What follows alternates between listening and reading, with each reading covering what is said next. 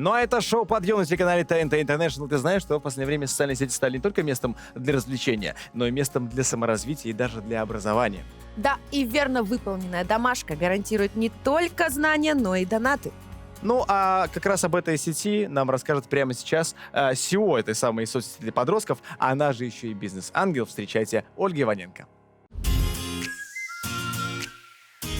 Ольга Иваненко, создательница и управляющая несколькими бизнесами, работает по 12 часов. Решила передавать свой опыт молодым, поэтому стала бизнес-ангелом в IT. Создательница социальной сети для подростков, которая помогает учиться, советует молодым бизнесменам узнавать не о победах, а об ошибках. Здравствуйте. Здравствуйте. Доброе утро вам. Как Доброе настроение? Как проснулись? Как доехали до нас? Хорошо. Ты видишь, Без какой проблем. человек улыбчивый.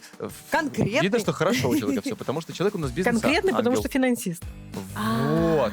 Так, вы уже больше 10 лет занимаетесь бизнесами. Много лет Более 15 Более уже. 15 лет, прошу прощения. Много лет в консалтинге. Вот это вот все, это для вас как бы ежедневная рутина, по факту, да? И у меня такой вопрос. Что, вот как начинающему предпринимателю, что самое главное, вот появилась идея создания бизнеса. Какие шаги нужно предпринять правильные, чтобы не ошибиться? И какие есть факторы успеха, вот, чтобы прям все точно получилось? Нет одного правила успеха, которое Мгм. можно взять как кальку и наложить на каждого. Мгм. У каждого свое правило успеха. Первое, ты должен гореть своей идеей, слушать свой внутренний космос, Мгм. не копировать чужое, делать свое. Внутренний космос. То, что тебя драйвует. Великие бизнесмены, они никого не слушали, они слушали себя. Они знали, Ага. что я сделаю лучше других, качественнее других. В мою идею поверят. Я буду лучше, я всех порву. А Да? вот мне казалось, что если человек слышит только себя, то ему консалтинг не нужен тогда, получается, да? На самом деле, я хочу сказать, что консалтинг очень много идей убивает. Ага. Да. Потому что, вот возьмем пример Джобса, возьмем пример Маска. Они Мгм. не пользовались услугами консультанта. Они вели за собой мир. Это такие бизнесмены сильнейшие, на которых равняются все. Мгм. Если мы хотим сказать о том, что давайте просто попробуем себя в качестве предпринимателя, здесь есть несколько вариантов. Да? Сразу начинать строить корабль и потом пытаться его кому-то продать. Мгм. Или попробовать продать и начинать строить.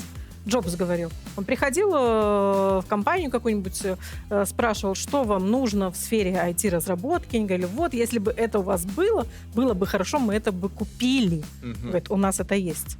У них ничего не было. Он собирал предзаявки. И выяснял таким образом, что им надо, а потом просто дал. Да, Вы хотели... даже получал предоплату.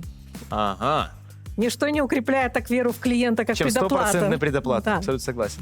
А почему сейчас говорят, что приходится работать по 12 часов? Ну, наверное, потому что я сейчас пишу, что я работаю по Да, 12 почему? часов.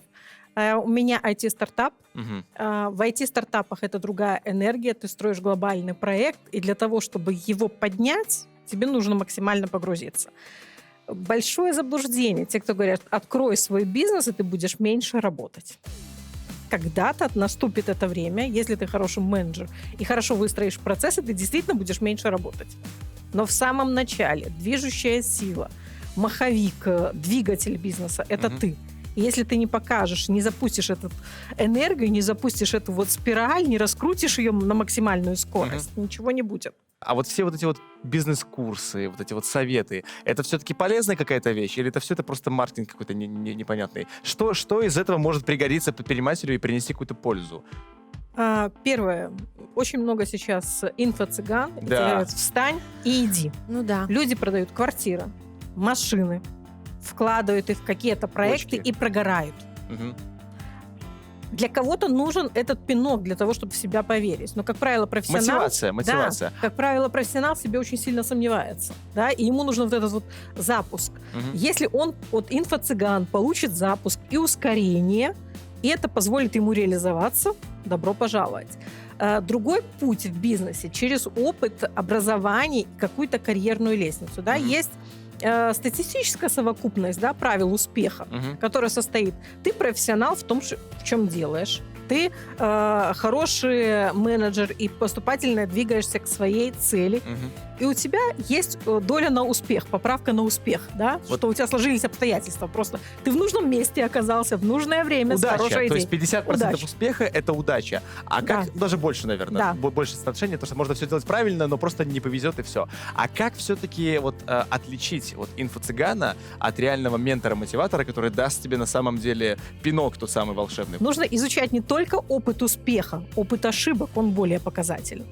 Наверное, человек, который в бизнесе действительно уже и говорит серьезно о своих ошибках, у которого команда, Мгм. за спиной кого человека стоит бизнес, клиенты, То репутация. есть надо просто Он брать у из- него сразу он не годовой оборот, смотреть его счет и понимать. Он из ниоткуда не возник, Ага. этот человек. С да? бэкграундом. Если у Да. человека есть бэкграунд, Да. если у человека есть команда, если есть финансовые успехи, значит, скорее всего, этот человек на самом деле что-то себе представляет. Да. Вот. А если это просто реклама в Инстаграме, я научил зарабатывать миллионы, наверное, ему верить не стоит. да? Мы сами, у нас бухгалтерская компания, мой первый бизнес, серьезная компания, на рынке с большой репутацией.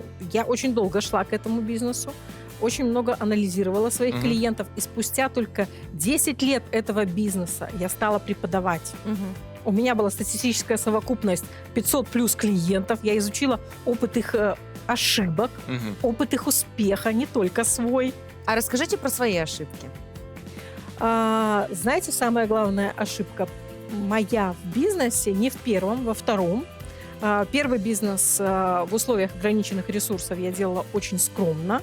Второй бизнес я начинала делать масштабно, дорогой офис, да, дорогая реклама, сразу сотрудников очень много в компании.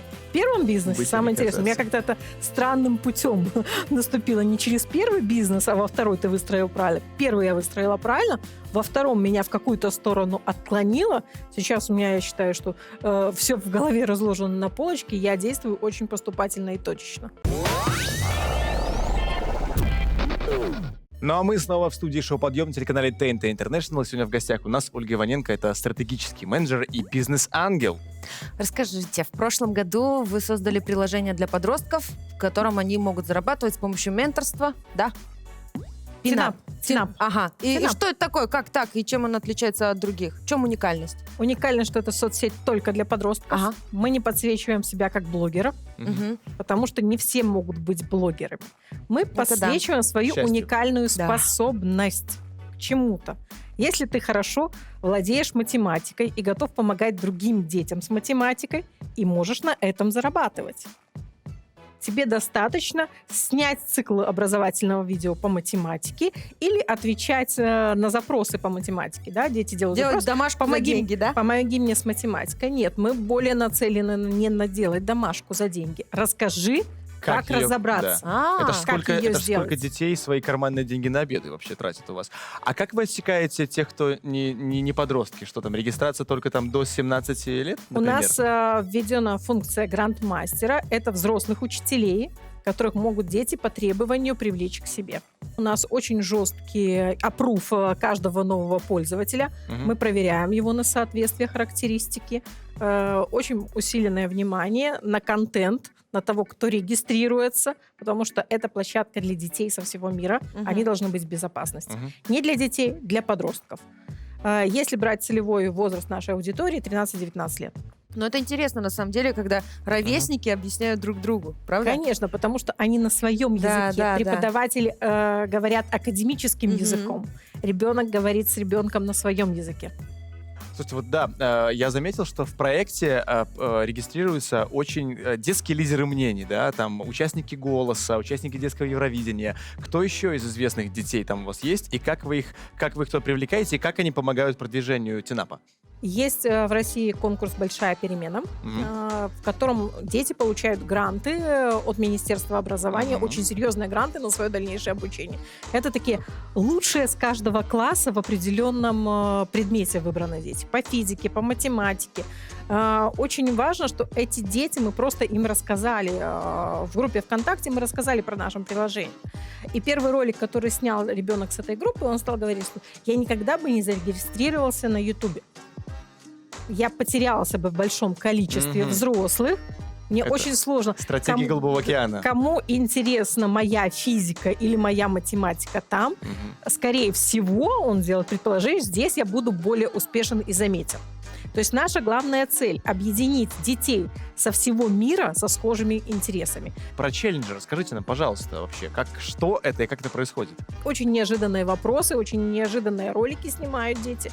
Все, что происходит, нам нравится, потому что мы не показываем им образец. Есть две стратегии вывода приложения на рынок. Да? Мы приглашаем инфлюенсеров, лидеров мнений для того, чтобы они рассказали о нашем проекте. Вторая стратегия — это выпустить приложение в сторы и позволить ему расти органически, для того, чтобы определить путь приложения. А вот в Тинапе же предусмотрен донат менторства. Да. А вот расскажите, как это там работает? Механика донатов. Да. Ты можешь задонатить понравившемуся автору для того, чтобы он снимал дальнейшее в таком же контексте видео. Но у нас есть две механики. Через донаты. Вторая механика заработка, когда ты снимаешь часть видео, циклов, допустим, из 10 видео по 10 минут, 2 видео открыты, остальные ты закрываешь. Третий вариант заработка на платформе TNAP — это отвечать на вопросы. Идет челлендж по географии, задай вопрос, объяви его стоимость. Если никто на него не ответит, TNAP тебе возместит стоимость этого вопроса. Да, Ольга, ты кстати, собираешь банк. Так можно же просто загуглить и ответить. Не отвечают. Мгм. Так это не работает. Настолько интересные, креативные вопросы, которые помогают ребенку развиваться, действительно. Не убивать Спасибо. время, а развиваться. Ольга, давайте сыграем в игру. Давайте. Вы же любите челленджи, вы столько о них говорили. Но сыграем мы чуть позже. А позже, потому что сейчас прервемся. Мы вернулись в студию шоу «Подъем» на ТНТ International и продолжаем общаться с Ольгой Иваненко. И прямо сейчас мы сыграем с вами в игру под названием «Не самое слабое звено». И в какой-то веке я буду вести игру, а не принимать в ней участие. Наконец-то да, будешь потому что у доминировать нас немножко в кошачьи... нашем тандеме. Почему доминировать? Я буду просто ведущим, то, что я всегда делаю. Итак, дамы. Можно я буду ведущей? Да, пожалуйста. Пожалуйста, но я уже прочел все ответы с вопросами, поэтому я только за. Итак, уважаемые дамы, значит, прямо сейчас я засекаю на часах ровно 1 минуту, то есть 60 секунд, и задаю вам по очереди вопросы. Вы на них отвечаете. Сколько раз вы правильно ответите, только шоколадок, вот тех вот, мы включаем в наш банк. А во втором раунде Мы у уже вас уже разыгрываем. без времени, просто каждый из вас я задам по 3 вопроса, и кто даст больше правильных ответов, тот этот банк и забирает. 3, 2, 1. Какой итальянский ученый произнес фразу «и все-таки она вертится»? Галилей? Абсолютно верно. Ой, позор. Назовите столицу Литвы. Вильнюс. Какая семья, живущая в Спрингфилде, дала название мультсериалу? Симпсоны. Как в США называется день начала рождественского сезона распродаж? Черная пятница. Декоративная карликовая порода какого животного называется мини-пиг? Собака? Ну, что, Мини-пиг. Мини-пиг. Проехали. На территории какого современного государства находится Трансильвания? Я не... Шевит, как делаю? Экзамен по какому предмету старик Хаттабыч помогал сдавать Вольке? География. Название какого знака зодиака, знака препинания происходит от латинского слова «разделение»? Двоеточие. Нет. Тире. Нет. Дефис. Каким коротким словом называется низкий табурет с мягким сиденьем? Стоп! Пофиг. Это правильный ответ. Давайте считать. Давай. Итого у нас всего было задано 9 вопросов, из них 6. Ну что ж, неплохой банк. Неплохой банк. Теперь мы будем с вами бороться по-настоящему, по-серьезному. Кто сейчас даст 3 правильных ответа? Скорее Или всего, 2, или вы, 1, я Ольга. не знаю, та из вас и победит. И давайте, знаете, как определимся, наверное, на камень, ножницы, бумага, с кого я начну. Вы играете. Боже, я не умею в это Камень, играть. Раз. ножницы, бумага. Раз, два, 3. Я Так, первая или да, что? так тебе ж не повезло. Ну, Итак, слугой кого из мушкетеров был планше? Я не смотрела «Мушкетеров». Альбом какого Д'Артаньян? А я дальше? Конечно, 3 подряд сразу. дам. О, ужас. Нет. Я Альбом какого российского исполнителя назывался The Boss? С двумя Джиган «С». какой-нибудь. Нет, Тимати. Почти угадала. Ну и, наконец, Боже мой. плевый вопрос. Главным героем какого фильма Мэла Гибсона был индеец Майя начала 16 века? До свидания. Я проиграла, Ольга. Апокалипсис. Ну, поскольку в нашем шоу в минус уйти нельзя, то все-таки вам достаточно дать всего лишь 1 правильный ответ. Сейчас я специально. О, сколько звуков в местоимении «я»? 1. Нет. 2. ЕА. Да, Да, ты точно. чего, это нечестно Да. было? Так что, это, Я это угадала. неправильный ответ. Да. Продолжаем. Назовите синоним к слову «себялюбец». Эгоист. Это правильный ответ. Ну, просто ради интереса. Где нашел Герасим Муму? Не помню. На реке, тем не менее, один Он про один. там ее нашел и утопил Да, там же, вот да? не сидела бы в ТикТоке, ответила бы. Ну что ж, я вас поздравляю с победой. Вы победили, Спасибо. и эти 6 шоколадок теперь Ольга, это все вам. ваше. Ольга, вы не самое слабое звено. У нас есть фонд мира, куда можно передать Да. все шоколадки. А вы так боялись, а все оказалось очень даже ничего. Вы справились, пришли и даже победили. Это Но- нормально. Да.